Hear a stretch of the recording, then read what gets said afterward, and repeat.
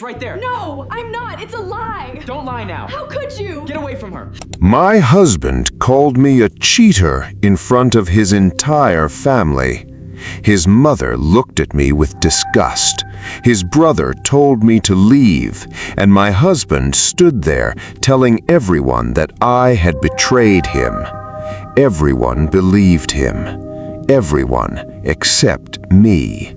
Because while they were looking at the screenshots he brought to prove I was cheating, I was holding something he didn't know I had. A recording.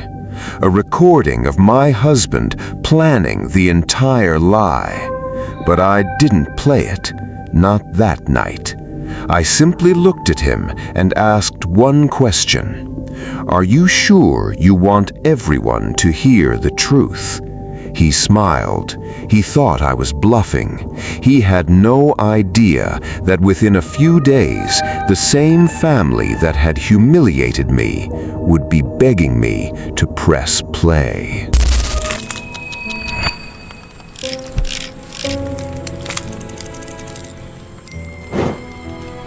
The dinner was supposed to be ordinary, just another family dinner. Sarah sat quietly beside her husband, listening as his mother talked about the weekend plans. Everyone seemed relaxed at first, but Sarah noticed something strange. Her husband barely looked at her. He kept checking his phone. Then, without warning, he placed his phone on the table and stood up. The room went silent. Sarah looked at him. "What's wrong?" He took a deep breath. Then he looked directly at his family. "I can't keep protecting her anymore." Sarah froze. His mother frowned. What protecting her from what? Her husband turned toward Sarah, and then he said the words that would destroy everything. "She's been cheating on me." For a few seconds, nobody moved. Sarah couldn't believe what she had just heard. Then her husband opened his phone and started showing them screenshots, messages, photos, names, pieces of conversations that made Sarah look guilty. His mother stared at her in disbelief. His brother shook his head. And suddenly, Sarah wasn't sitting at a family dinner anymore. She was standing trial. Everyone had already decided she was guilty. But there was one thing they didn't know. The screenshots were real. The story behind them wasn't. Sarah stood there in silence while her husband continued showing the screenshots, one after another. Every image made her look more guilty. His mother covered her mouth. Then she looked at Sarah with disappointment. "After everything my son has done for you?" Sarah tried to speak. "That's not what happened," but her husband interrupted her. "Then explain it." Sarah looked at the screenshots again. She knew exactly what he was doing. He wasn't trying to understand the truth. He was building a story where he was the betrayed husband and Sarah was the woman who had destroyed their marriage. His brother stood up. "You need to leave." Sarah looked around the room. Nobody defended her. Nobody asked for her side, not even the people who had known her for years. Then her husband stepped closer.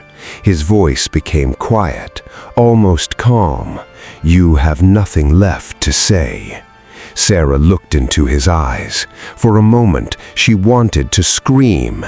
She wanted to show them everything, the messages, the recordings, the evidence she had secretly collected. But she didn't. Instead, she took a slow breath and said, "You're right." Her husband looked surprised. Sarah picked up her bag and walked toward the door. But just before she left, she turned around. She looked at him one last time. "Just remember, you asked everyone to believe you." She paused. "So don't be surprised when they finally hear the whole story." Then she walked out. The door closed behind her, and for the first time that night, her husband looked nervous. Sarah drove home without turning on the radio. For the first few minutes, she simply stared at the road. She wasn't crying. She wasn't angry. She was thinking. Because her husband had made one mistake that night. He thought Sarah had discovered nothing, but the truth was, Sarah had been suspicious for weeks. She had noticed the late-night phone calls, the deleted messages, the unexplained withdrawals from their account. And every time she asked a question, her husband gave her the same answer. It's nothing. But Sarah knew it wasn't nothing. So 3 nights earlier, she had started looking for answers. She didn't break into his phone. She didn't follow him. She simply listened when he thought nobody was around. And that was how she discovered the conversation. Her husband had been talking to someone in secret. Sarah stopped the car outside her house. She opened her phone. There was one file saved in her recordings. 11:47 p.m. audio. She pressed play. At first, there was only silence. Then she heard her husband's voice. She still doesn't know. Another voice answered, and you're sure she won't find out. Sarah closed her eyes. Then came the sentence that changed everything. By the time she realizes what's happening, everyone will think she's the one who betrayed him. Sarah stopped the recording. Her hands were shaking. Suddenly, the dinner made sense. The screenshots, the accusations, his family's reaction. It had all been planned. But there was still one question Sarah couldn't answer. Why was her husband so desperate to make everyone believe she was the cheater? And the answer was hiding in the second half of that recording. The second half of the recording began with a sound Sarah recognized immediately. Her husband's voice. But this time, he sounded nervous. The money has to be moved before she finds out. Sarah's eyes widened. Money? She listened carefully. The other person on the recording asked, "What if Sarah checks the account?" Her husband answered, "She won't. She trusts me." Sarah stopped breathing for a moment. This wasn't about another woman. It wasn't about an affair. Her husband had been secretly moving money from their family account, and he had a plan. If Sarah discovered the missing money, he would make sure everyone believed she had taken it herself. The cheating accusation wasn't the real betrayal. It was a cover. Sarah replayed the recording. Then she heard something she hadn't noticed the first time. A name. The name of the person helping her husband. Sarah knew that name. It was someone her husband had introduced to the family months earlier, someone everyone trusted, someone who had been sitting at their family dinners, smiling at her, while helping her husband hide the truth. Sarah looked at the phone in her hand.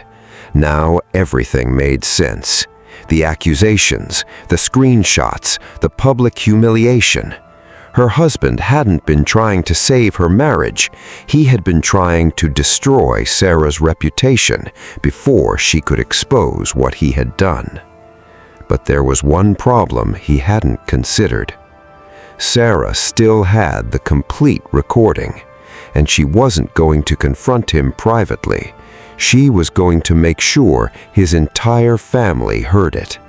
Every single word.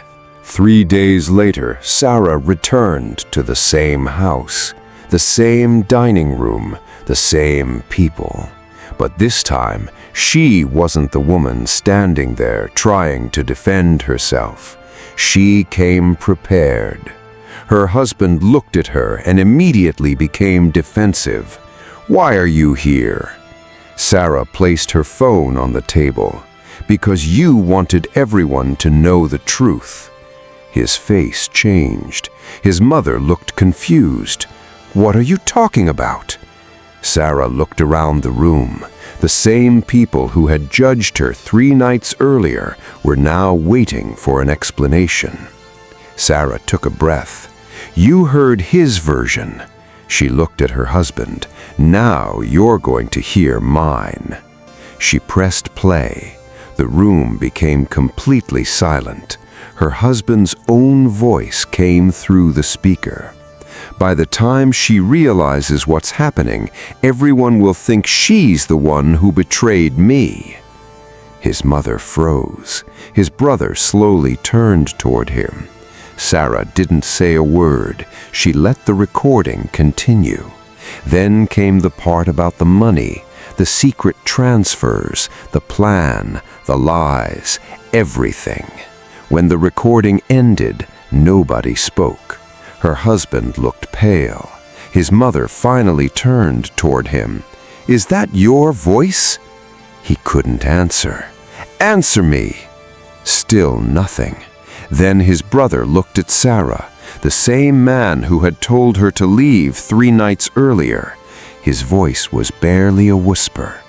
"I'm sorry." Sarah looked at him. She could have shouted. She could have humiliated her husband the way he had humiliated her, but she didn't. She simply picked up her phone. "I didn't come here to destroy you." She looked at her husband one last time.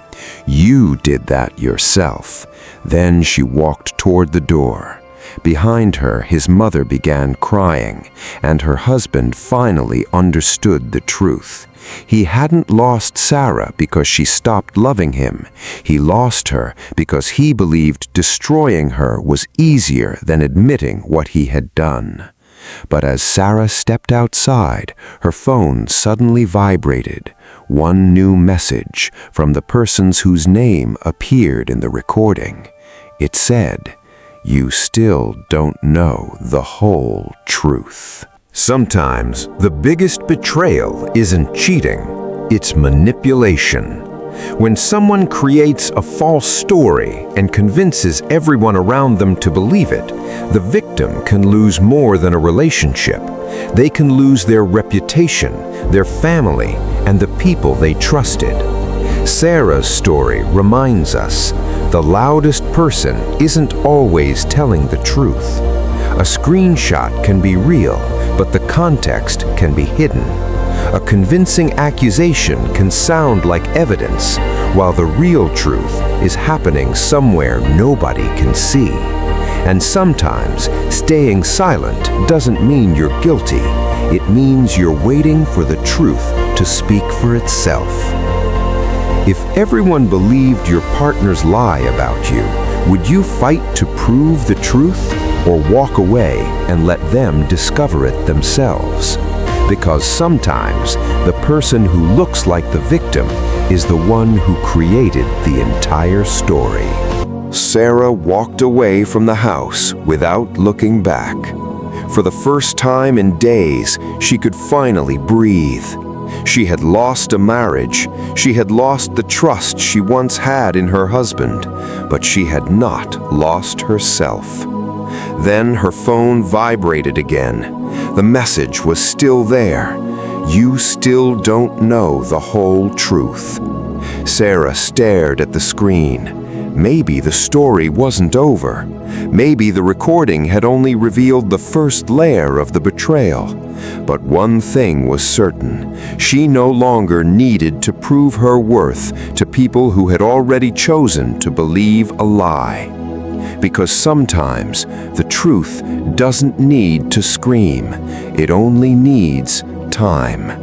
So if you were Sarah, would you have exposed everything like she did? Or would you have walked away and never looked back? Tell us what you would have done in the comments. And if you've ever been judged before people knew the whole story, you are not alone. If this story made you think of someone you love, share it with them. And stay with Tribal Survival Feast, because the next story may reveal something even harder to forgive. Every secret has a story.